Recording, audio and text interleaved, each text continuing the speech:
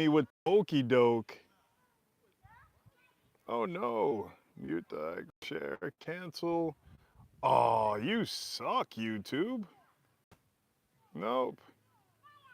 Yeah, YouTube is sucking right now. It wouldn't allow me to put it in vertical, even though I had it set in the in horizontal in the advanced settings. I guess this is what TJ was having issues with. I apologize for this verticalness. I am glad that you can all hear me loud and clear. There are kids playing over there. There are people cooking over there. There are people playing volleyball over there. And right there, that's my tent. Bear Engine, miss you. Sucks that you had to leave, brother. We definitely needed to have more time together. Canuck, what's up? Shalom. Oh, my twin Mark Chase. Again, I apologize for this thing being vertical. I hit go live and it said to the advanced settings to change it to horizontal. Went and did that, came back, and it still did it like this. Bear breaking change. Oh, Kerr mode. Shalom. Hated to go. Yeah, I know, man. Rebooting. Do do do do. I wish that it was like that. I don't see any other options to change it. Share, save highlights. It's just stupid the way that YouTube is changing things, making it more difficult, more of a headache, and all of that.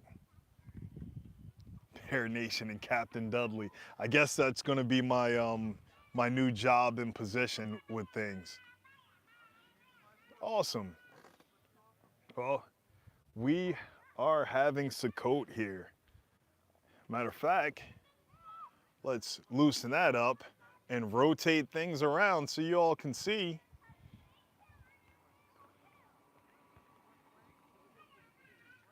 That is Sukkot setup right here for 2023. Hopefully that didn't get anyone dizzy. And if it did, take like press on your wrist or something like that. I think that's what changes getting dizzy. I look fine in portrait. Oh, thank you. But it's so much headspace up here. I think I gotta adjust that so it's not so much headspace. That makes it look weird.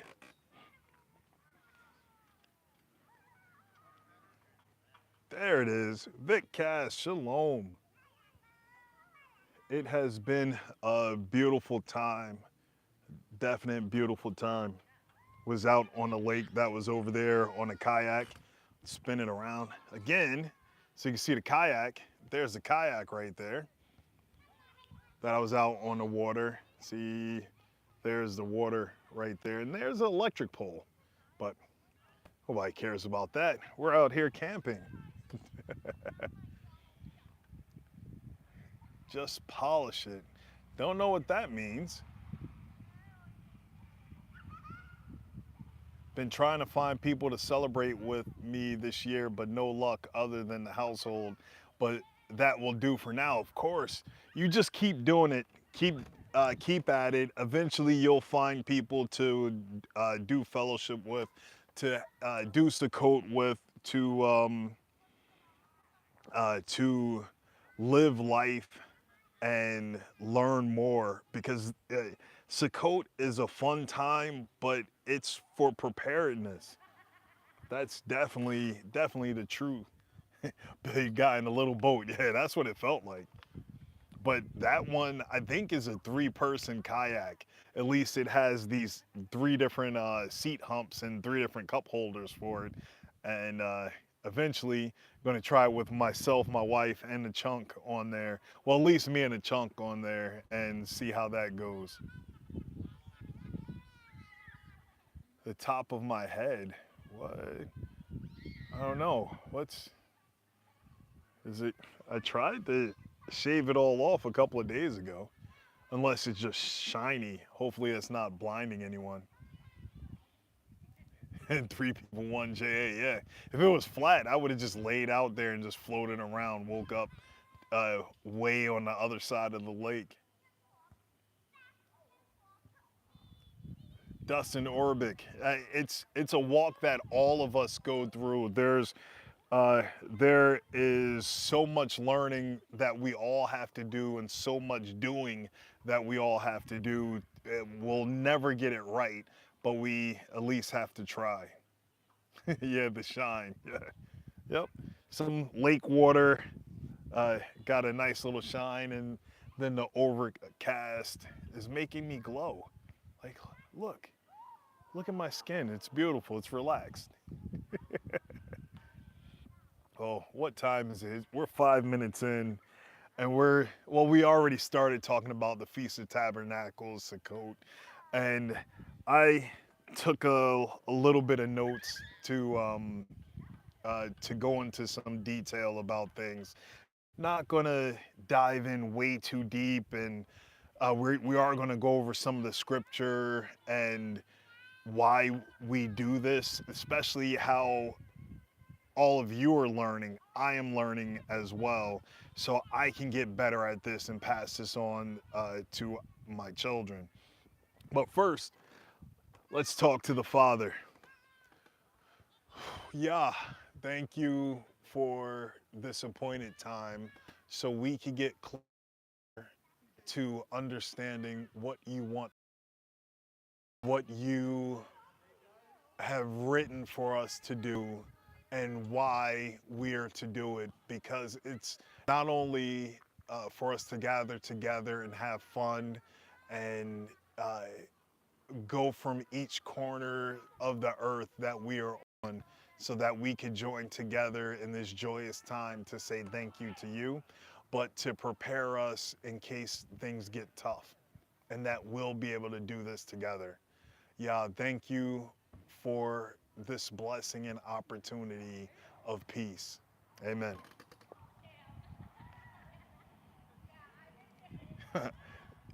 Dustin Orbick did the shaved head for 30 years now. Well, I started doing a shaved head because when I was still fighting, I had a mohawk, and then male pattern baldness caught up. And I said, oh, goodbye, mohawk. It's time to go. But Feast of Tabernacles, like most of this, I'm going to read because I wanted to be direct with some of my thoughts. So I just on here typed it all out. And the why. It's a remembrance, preparing for the last days, and looking back at the Exodus. After the harvest, a gathering of the tribe reminding us of how things were after leaving bondage. So at this time of the year, it's the fall, and well, for the northern hemisphere, it's the fall, the change of the season. You should have already, uh, you should have already uh, did your final harvest for the year, and it's time for you to rest, time for you to go into the dead season, because the earth is ready to reset, at least this part of the earth. You should have stocked all of your storehouses and getting ready and preparing for the cold, preparing uh, for whatever comes, for you to hunker down and be with your family. But before that, the Father wants you to get together with all of your tribe and spend time together in case there is another Exodus.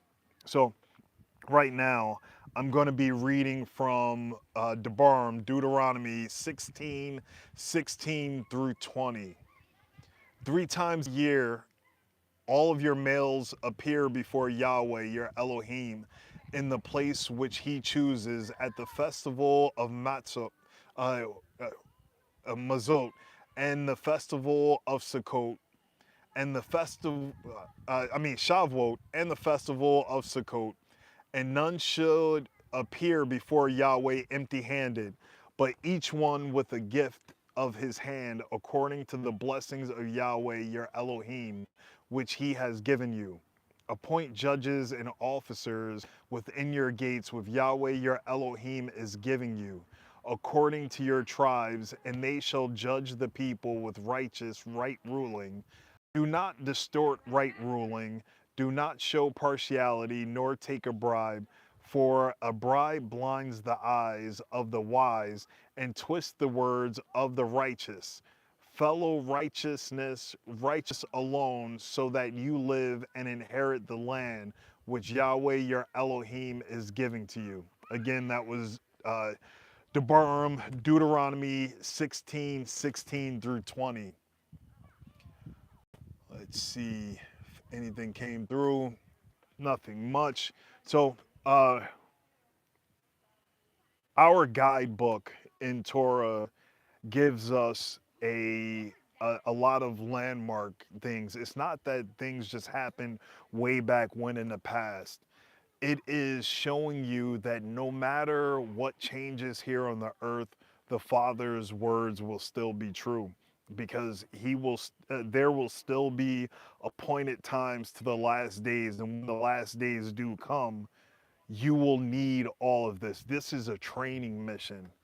Yeah, going camping is a training mission, because if if all the electricity goes off, if all of the supermarkets shut down, if all the roads get closed, and then you're stuck out there in the wilderness, if you don't have any of these skills, or not even the skills, if you don't have the family orientation of being able to deal with a large group of people during good times, how will you deal with them during bad times? So, the Israelites. We are the Israelites. We were all grafted in, and we have made this commitment not to each other, but from us to the Father, and that has given us such such a blessing. Like, every day, people will neglect all the blessings that are around them, but if you're not saying thank you to the Father every day, you're wrong. And He is giving you this opportunity to do life with people, showing you how it's supposed to be done.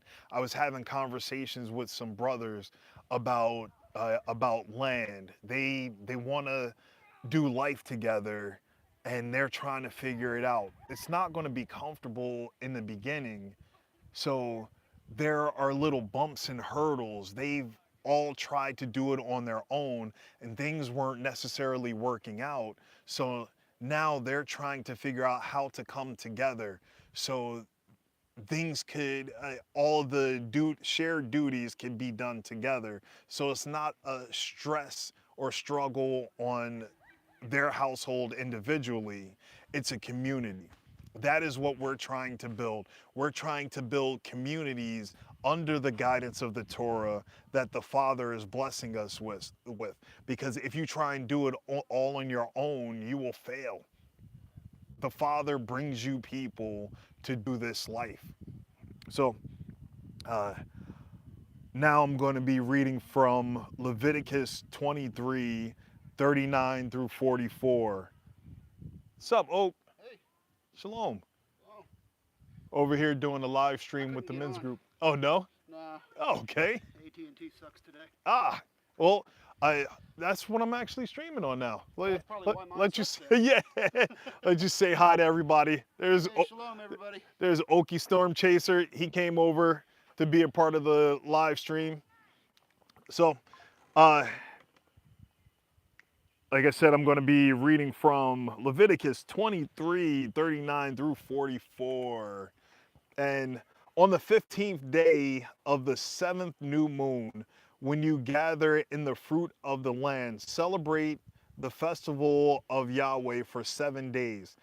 On the first day is a rest, and on the eighth day a rest. And you shall take for yourselves on the first day the first fruits of good trees, branches of palm trees, twigs of leafy trees, and willows of the stream, and shall rejoice before Yahweh your Elohim for 7 days. And you shall celebrate it as a festival to Yahweh for 7 days in the year, a law forever in your generations. It's a law from the Father for you to get together with your tribe and party. Where did I leave off? Celebrate it in the seventh new moon, dwell in booths for 7 days. All who are native born in Israel dwell in booths, so that your generations know that I made the children of Israel dwell in booths when I brought them out of the land of Mitzrayim. I am Yahweh your Elohim. Thus did Moshe speak of the appointed times of Yahweh to the children of Israel. So there's my booth, my tent that of course that I purchased from a store. I do not have the skills to stitch together fibers and make cloth and waterproof it and make that into a tent or a sukkot. Eventually, I will. I will take time to learn these things. I will take time to learn skills. Like when we, a few of us went out to go train with Saul, we went out there to learn survival skills, how to live off the land, how to figure out what's good and bad. But that was only a little bit of knowledge, and we need to broaden our mind, our information, our education. Like, is that berry gonna kill us, or is that berry gonna give us food? Can you eat that plant? Can you touch that tree? If you start a fire with that wood, will that poison everyone? You don't know. I don't know. All these trees behind me, they're all different types, and I don't know what they're good for or anything like that. Uh, let's see. You must be reminded about your history so you are not destined to repeat it. Look at where you came from and where we are now, and think think about how you are grafted in, because many generations before you have lost their way and have turned to lawlessness. You hear about it all the time. What is lawlessness? Well, uh, people that are not following the law. What is the law? The law is a Torah. Simple enough, but people try and make it so difficult. Like, it's, don't do bad stuff to your fellow man. Don't eat this because it's not food. Simple. It's so simple, but people nitpick and try and pick things out. Well, we can't do this. Well, you can't do that. Well, if you're a man, you don't have a period, so you don't have to go sit in a corner somewhere. Or you're not a priest, so you don't have to worry about this stuff. So why are you worrying about those little deals and details? Worry about what works for you and what is meant for you. Uh, we have an obligation and opportunity to fix what has been lost, so our lineage is not cut off, because we know and we have the chance to repent. Like, a lot of us did not come up in the word. I came up in the Christian church, so I had one little part and snippet about what we are supposed to do. But with that upbringing in the AME church, it had us turn a blind eye to the Torah, because that was done away with. The crucifixion of Jesus gave us the opportunity not to pay attention to the law.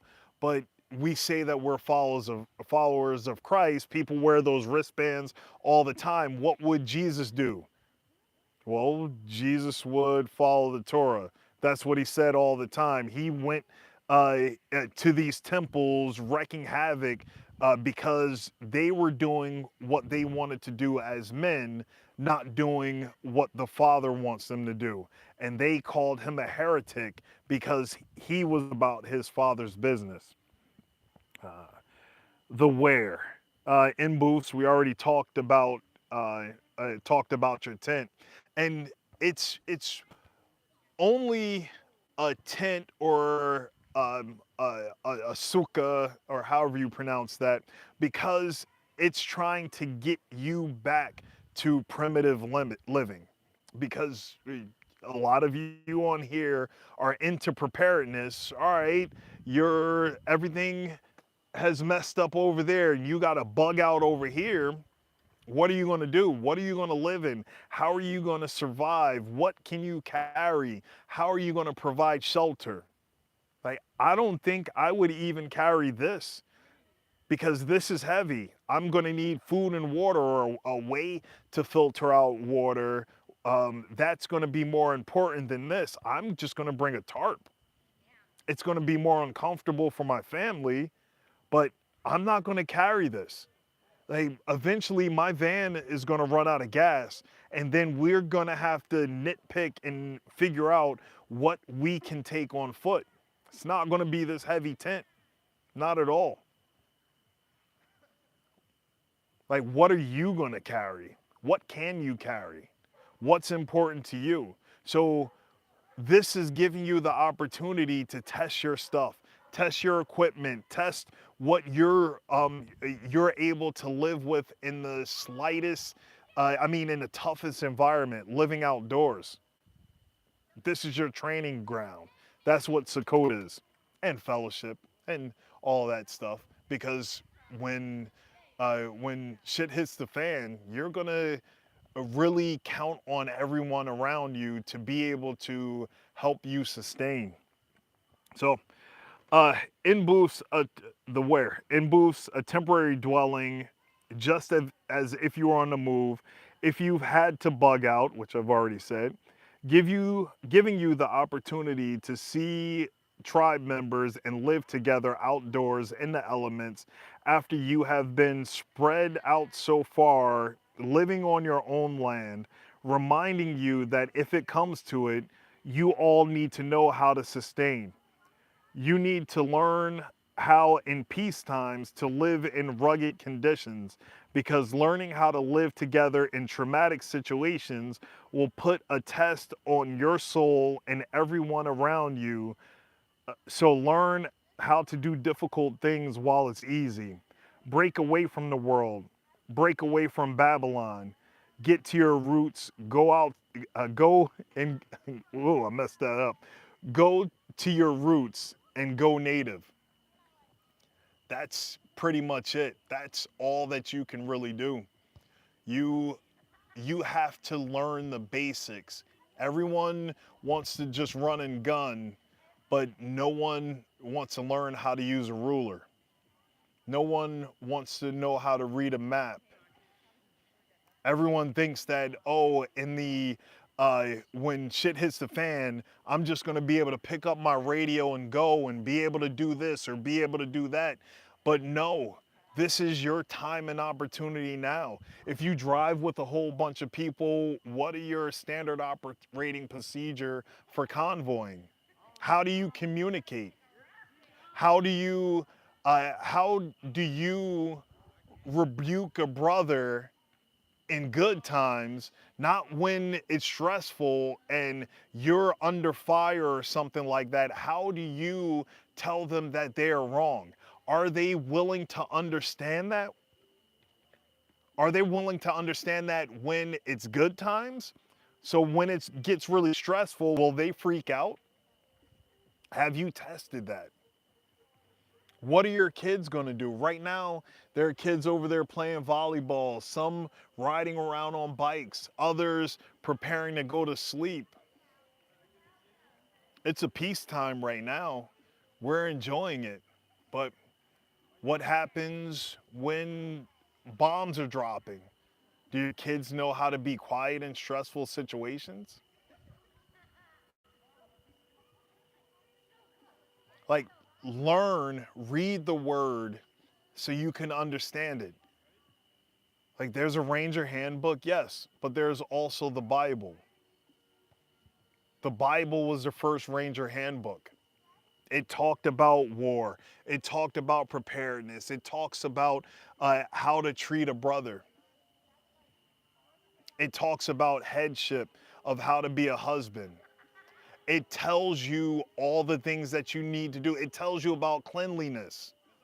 It tells you about dietary laws and what to do. But it's all up to you to be able to receive that word, to read that word and understand it. So before I get off of here, let's see if there are any questions or anything like that. Let's see. Scroll, scroll, scroll, scroll.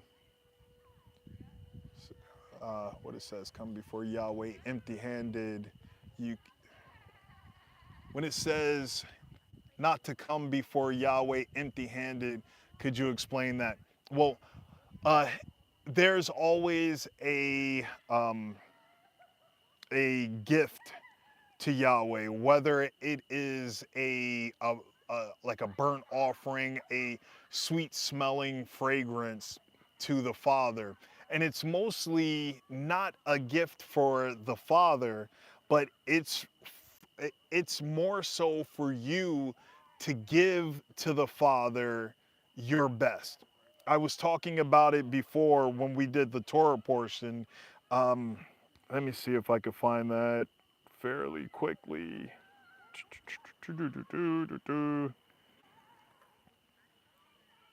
That's in Leviticus. There it is. Uh, Leviticus 23:22. And when you reap the harvest of your land, do not completely reap the corners of your field when you reap. And do not gather any gleaning from your harvest. Leave them for the poor and for the stranger. I am Yahweh your Elohim. And when I brought that up, so Arthur Wabina, when it says not to come before Yahweh empty handed, could you explain that? This is how I'm going to explain that with Leviticus 23:20. Uh, not all of us have land. Not all of us are farmers. Not all of us have row crops. But all of us have skills. All of us have knowledge. All of us have the ability to pass on knowledge. So if we hoard that knowledge and don't give that to the next generation, that is a failure for us. That is our way of giving to the Father that corner of our harvest. We've worked hard for that. Those are our fields that we are reaping and sowing so that we can do business outside, but we still need to give a little bit to the Father. And it's not always giving it up to the Father, giving it to the Father's people, because I have skills that I share with everyone. Let's see if I have a light or something. Actually, I have this phone. I have skills that I give to the Father. Is my flashlight here? Nope, it's charging. And uh, you don't want to not pass that on. So give of your gifts to the Father through giving it to other people. Thanks, Oak. Let's see. I've got a word too on this. Oh, well, let's spin it. Campfire story or something, right? Yeah, So, that's the mic. oh, the mic. Yeah. There we go. I was like, what are you trying to do? Take my light or what? Okay. Hopefully everybody can hear me here. So think of it too as in feudal times, the servant, whether it's the knight, the duke, whoever going before the king, they always bring the king a prize, whether it's a prize from battle or something that their people grew or something they grew, whatever. It's kind of a way of acknowledging the pecking order. And so we can't go to the temple. We don't have a temple right now. So there is no sacrifices that we can bring. So what we can bring, the only way we can go with Yah right now is in prayer. You give him praise. You give him thanks. You acknowledge that everything you have is his. Just like everybody teaches in history. I mean, history is where I went to school for. So that's what I know. And so that's kind of a way to think of that. That's awesome. That was my thought. Awesome. Thank you, Oak. Let's see. Author Deuteronomy 16:17. Every man shall give as he is able according to the blessing of the Lord your God, which he has given you. You went to the temple, don't show up empty handed. Bring an offering, yes. Thanks, Barrington. But the Father put something or someone on your heart, give it, uh, give to give it. A law forever, a change not. Look it up, just saying. Yes, sir, crazy Canuck. Our bodies are a temporary sucker. Yes, it is. To say that one believes in the Bible as the divine word seems strange if one limits their attention solely to the smaller part in the back of the book. Yes. Uh, why not have someone carry the tent? Kind of important. Well, Kate Finkelstein, you should look at in the back of the scriptures. It shows a tent that they carried. That thing was massive. So unless you have thousands of people to carry all of these parts of this tent, you'll rethink your bug out plan, because they wandered around for 40 years with this giant tent, and it's in the back of the scriptures, or you could find it online, where they would put the tent together. I forgot how tall it is. I don't know how to measure it in cubits and all of that stuff, but there was people carrying tents around, and the tent of appointment was a massive one. But one thing that's forgotten Oh, too. go ahead. Back on this. Yeah. Matter of fact, let me just grab the other one. Go ahead. Oh. One thing that's forgotten too is they had herds, they had flocks, they had thousands upon thousands of pack animals. And when it came to carrying the temple, the original temple was actually a set of tents, and so they delineated, I think is the right word. Yes. They Or set up delegated? delegated. There we Yes. go. That's the right word. Yes, they delegated. This tribe this tribe carries this. This tribe carries this. This tribe carries this. I pushed a button. Hopefully, I didn't screw it up. I don't think so. Let's see. Nope, it's still Okay. going. And so not any one person had to carry too much. Not any one animal had to carry too much, because it's also in the Torah too that each animal gets to eat what it's owed. Each person gets paid what they're owed for the work they do, and so you couldn't overburden anything because that's antithetical to the Torah. Yes, indeed. And to add to, I had another thought too. Talking about Sukkot, and we're doing this all together. Being a lone prepper, kind of merging both paths here into one. Being a lone prepper is antithetical to the Torah, because how many are supposed to gather in His name? Two or more. Not just you. You're supposed to have a team. You're supposed to have a tribe, and that's how iron sharpens iron. One brother sharpens another. You got to have other brothers and sisters to be able to get better. Yes, indeed. Let's see. What else do we have up here? I'm praying somehow Yah makes a way to get the funds uh, to buy a tiny piece of land. I've got a great head start, but the amount that gets taken before I see my check makes it hard just to get by. Well, Kermode, email me. There are a few companies that'll start you out with $200 and you can get some land. It doesn't have to be a large chunk of change, but there is a way. Yes, Barrington, read the book and do what it says. Dud after dark. Taylor G, shalom. Bless you all. I enjoy and get out and live the blessings of life we have been given by the Father. Shalom. Messiah said, whatever you do for the least of these, you do for me. We bring a sacrifice of praise. Yes, thank you so much for explaining that, sir. You got it.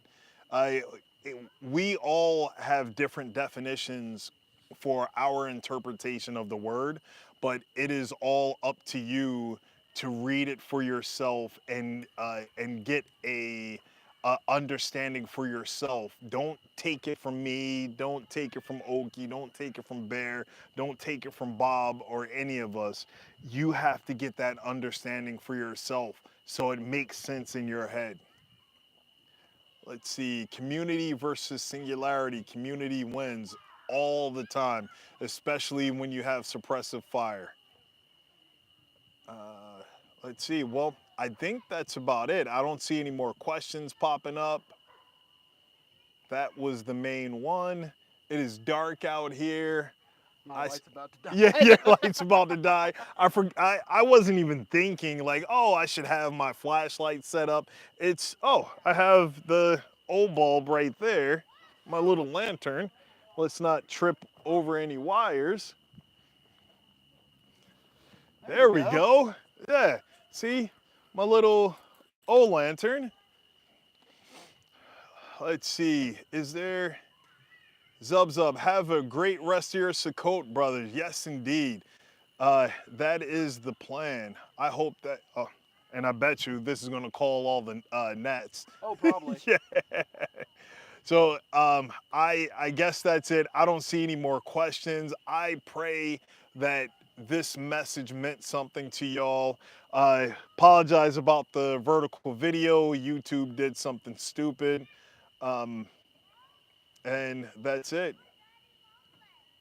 What email should I use, Dud? Fullmetalartemis@gmail.com. It is, go to one of my other videos. You'll see allmylinks.com/JADudley, and then all of the ways to contact me are in there. Even my business number is up there, and you can send me a direct text message. Thank you for your time, brother. This is what Sukkot is all about. Yes, indeed it is.